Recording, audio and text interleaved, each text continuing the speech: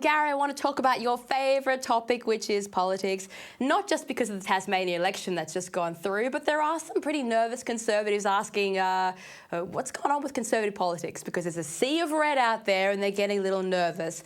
But let's start with the idea of the concept of a lucky country. Now, everyone knows the left's stupid gotcha gimmick where they point out that the 1964 book, it's a misreading of The Lucky Country by Donald Home, but whatever. The cultural acceptance is that the phrase that Australia's a lucky country results in how we've got a wealth of resources, we've had a lot of luck historically, we're a rich and free nation. Now, is that still the case, Gary? Are we still a lucky country, or have we started to lose a little bit of our luck after what I perceive to be the height of, which is the millennial celebrations was like peak Australia, and now we've been on a little bit of a dive?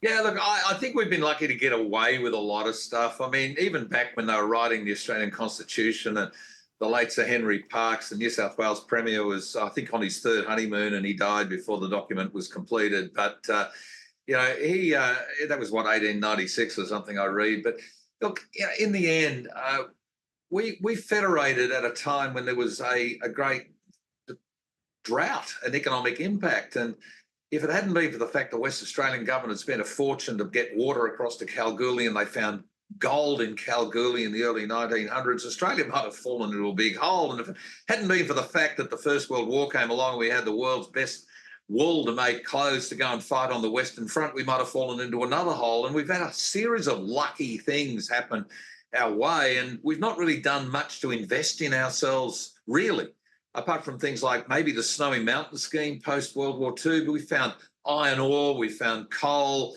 all at the right time. And as things have trailed off, new things have come in, and we've been able to take that luck that's come our way and actually produce something that looks like a very, very wealthy country. Look, Australia is a very, very wealthy place, but we've got to be more than just a beach and a quarry. And if we don't start investing in ourselves, and I've been banging on for years, ad nauseum in many people's minds, I'm sure, about the need to invest in water infrastructure. We've not built any big metropolitan dams since the time when our population was about 16 million, and now we're at 28 million, and yet we're still expecting the same amount of water. We've got an Olympics coming to Brisbane in 2032, and it's going to be BYO water to everybody that's coming here, because I don't think we're going to have enough of it, or we're going to have a flood because, again, using the Brisbane analogy, it's been 200 years since John Oxley came up the Brisbane River looking for 3 escaped convicts out of the New South Wales penal settlements.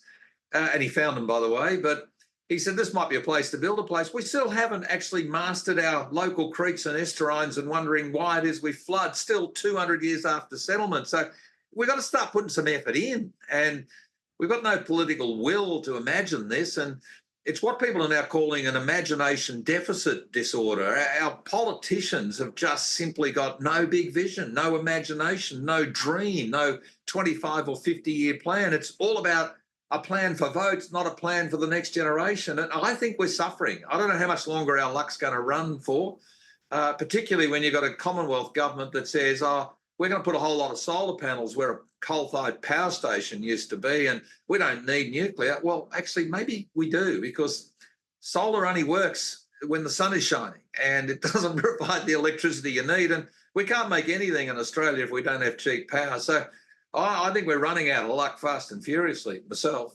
Well, if you're ever going to write a great political novel about Queensland, Gary, you should call it More Than a Beach and a Quarry, and it can go on your wonderful bookshelf there behind. But look, far from just sheer luck, if you go back and read the political reports of the people who started our colony, they were smart people. They were having to have contingency plans. They didn't have instantaneous communication or travel, so they were putting in place all these redundancies to make sure that the colony didn't collapse and everyone starved. And there was a lot of hard work that built that luck in the beginning. I just want to, I'm going to read a quote, which is your pinned tweet. I think you summarise the situation wonderfully, where you say, and I quote, "We have taken many lazy short-term steps, and we've had too much bureaucratic control just managing our decline. A lucky country, lucky to get away with being so lazy. Let's reset the fundamentals and restore sovereignty." End quote.